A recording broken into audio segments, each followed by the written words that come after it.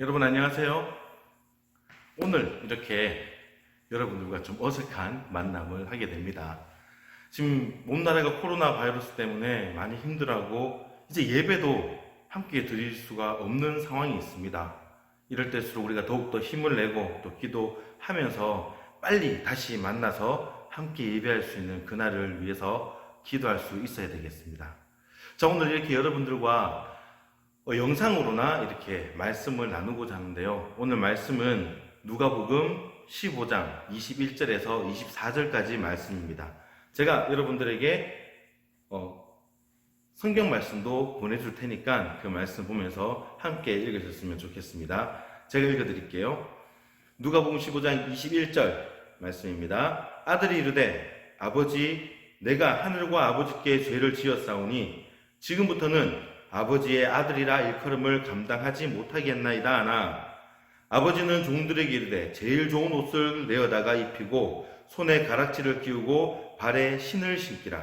그리고 살진 송아지를 끌어다가 잡으라. 우리가 먹고 즐기자. 이 내 아들은 죽었다가 다시 살아났으며 내가 이렇다가 다시 얻었노라 하니 그들이 즐거워하더라. 아멘. 오늘 말씀 여러분들 잘 아는 이야기인가요? 탕자, 돌아온 탕자에 관련된 이야기인데요. 먼저 그 이야기 전에 목사님의 어떤 이야기를 한번 들려드릴게요. 목사님 집에는 숟가락이 있습니다. 누구나 다 있는 숟가락. 그게 뭐 대단하냐? 근데 이 숟가락은 자그마치 30년 된 숟가락이에요. 바로 제가 어렸을 때 초등학교 6학년 때 쓰던 숟가락이 아직까지 있습니다. 그 숟가락으로 지금은 우리 아들이 한번 먹기도 하고 보여주기도 했는데 이 처음 제가 썼던 그런 숟가락들 이런 거 보면은 이런 게 참 큰 의미를 갖는다라는 생각을 합니다. 기념품 같은 거예요. 기념품 이런 것도 있죠. 목사님도 연애를 했습니다. 웃지 마시고 목사님도 연애를 해봤어요. 연애를 해보면서 꽃도 선물을 해보고 그렇게 했는데 꽃을 살 때 꽃을 몇 송이 살까요? 네, 100송이를 삽니다. 100일이 되었을 때 100송이를 사서 여자친구에게 주죠. 어떻게 얘기합니까? 100송이를 사는데 그 중에 한 송이를 뺍니다. 그리고 99송이를 주면서 뭐라고 얘기하죠? 여기 장미꽃 99송이가 있어. 근데 한 송이는 바로 여러분들이 생각하는 그 마음이 맞습니다. 그때 200일 기념 또는 1년 기념 그때마다 선물을 계속 하는 거예요.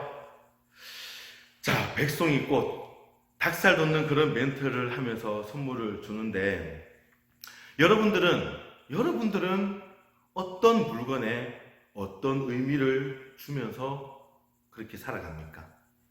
목사님은 숟가락 30년 된 숟가락 내가 어렸을 때 처음 쓴 숟가락이라는 그런 곳에 의미를 부여하기도 하고요.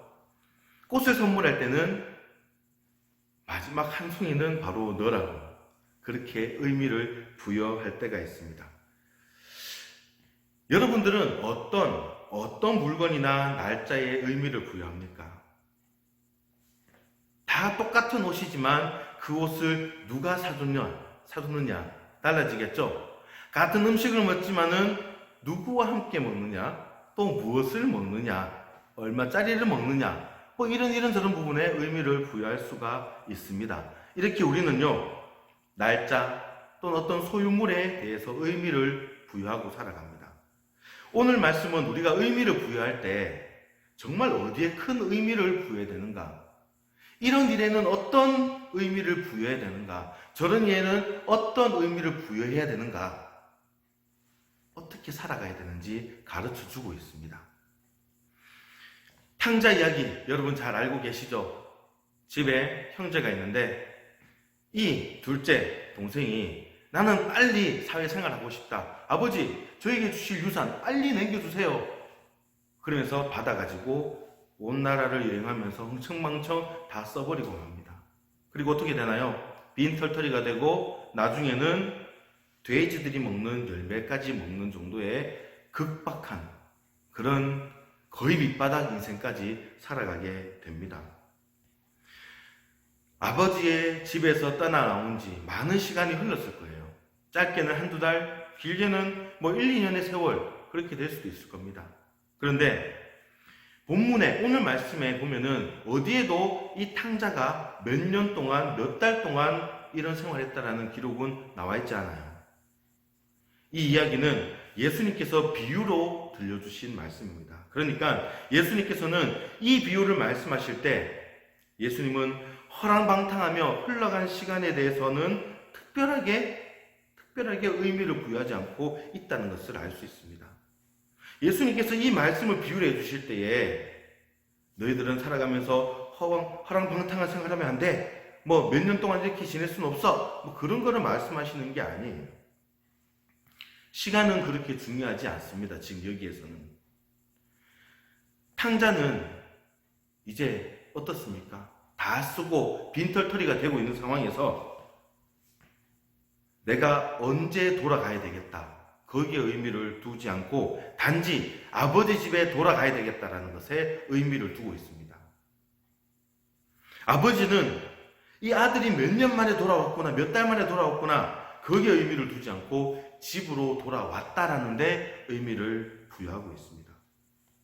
이처럼 예수님의 관심은 탕자가 집을 나온 지 100일이 되었던, 1년이 되었던, 2주년이 되었던 그것이 중요한 게 아니라 이 탕자가 마음을 돌이켰고 또 아버지의 입장에서는 잃어버린 아들을 도로 찾았다라는 거기에 의미를 부여하고 있습니다. 어쨌든 앞에서 말씀드렸던 것처럼 날짜나 어떤 소유물에 대해서 우리는 많은 의미를 부여하고 있습니다. 여러분, 1월 1일 새해 어떻습니까? 많은 사람들이 저기 떠있는 해 보러 간다고 그렇게 고속도로를 메우고 있습니다. 새해 첫날이라는 그 의미를 부여하기 위해서 그렇게 시간과 돈을 사람들이 쓰고 있죠. 중요한 것은 바로 이 시간, 바로 이 순간입니다. 그날, 새해 첫날 우리가 새로운 마음으로 살아가자, 이게 중요한 게 아니라 우리는 이 시간, 지금 이 순간 내가 얼마만큼 노력하면서 그렇게 최선을 다해서 살아가고 있느냐, 여기에 의미를 부여하는 것이죠. 우리 다른 것에 의미를 부여할 필요가 없습니다. 그런데 혹시 여러분들, 우리가 교회에 나오는 부분에 대해서 여러분들은 어떻게 생각하나요? 그냥 교회에 나왔다는 것에 대해서 의미를 부여하고 있지는 않습니까? 주일이 되었네? 11시가 다 돼가네? 교회 가야지.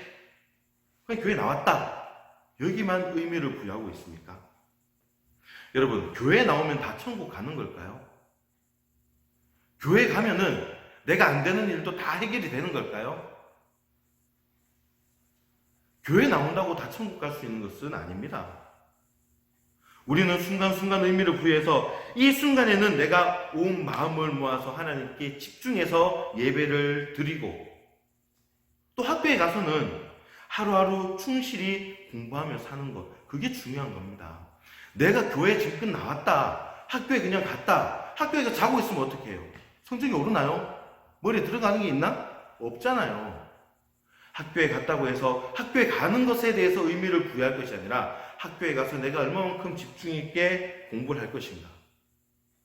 교회에 와서도 교회에 왔다는 것에 의미를 부여할 것이 아니라 교회에 와서 내가 얼마나 하나님 앞에 바른 예배자가 되는가.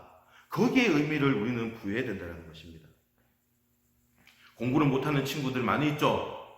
여러분들이 그렇나요? 제가 그런가요? 공부를 못했던 사람들이 있습니다.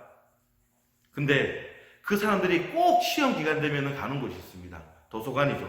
물론 공부 잘하는 친구, 공부 열심히 하는 친구도 도서관에 갑니다.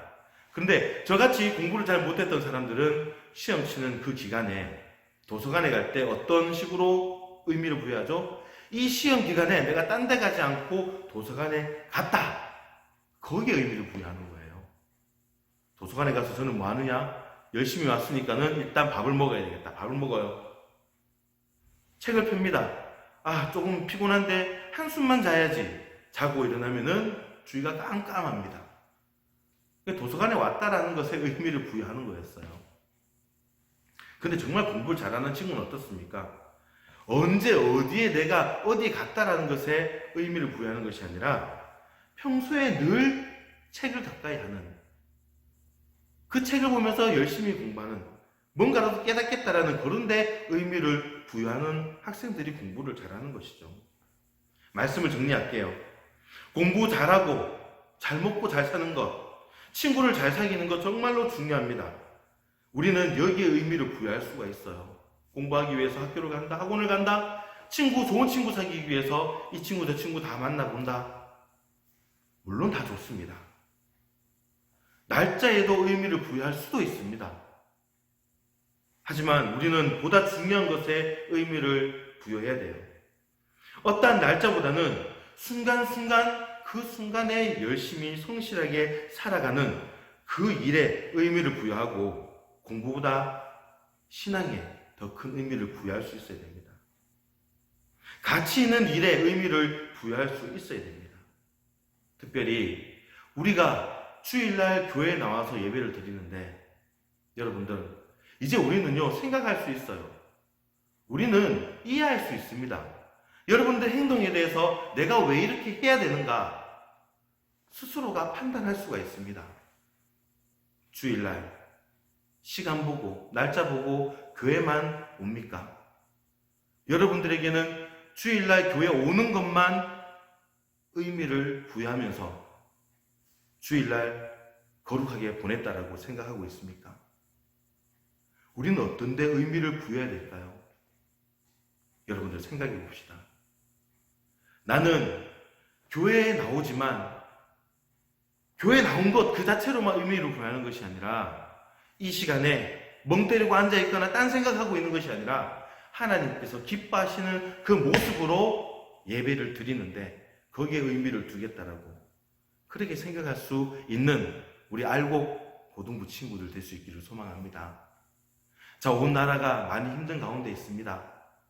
이 가운데에서 여러분들 우리가 정말 기도가 필요한데요. 이제 다시 우리가 또 만나야 되잖아요.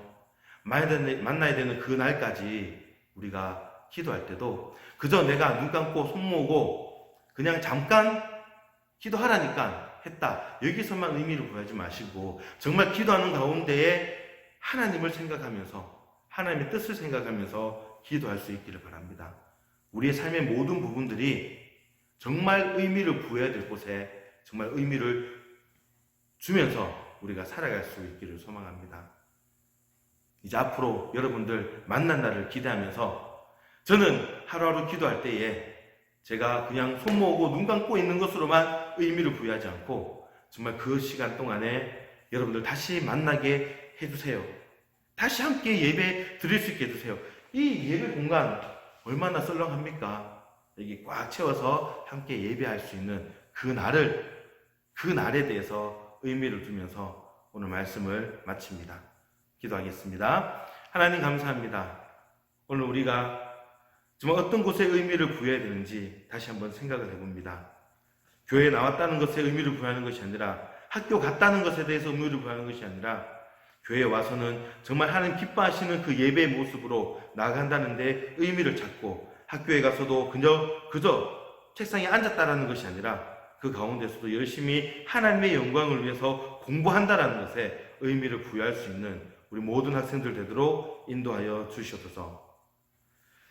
지금은 교회 머리가 되시는 우리 구주 예수 그리스도의 은혜와 하나님의 크고 놀라우신 사랑하심과 성령님의 감동, 교통하심이 정말 우리가 의미를 부여해야 될 부분, 교회에 나온 것으로만 의미를 찾는 것이 아니라 교회에 와서 하나님의 영광을 위해 살아가는 것에 의미를 찾기를 소망하는 사랑하는 우리 고등부 학생들 위해 그 모든 삶 위에 그 모든 학업 위에 이제부터 영원토록 함께 있을지어다. 아멘.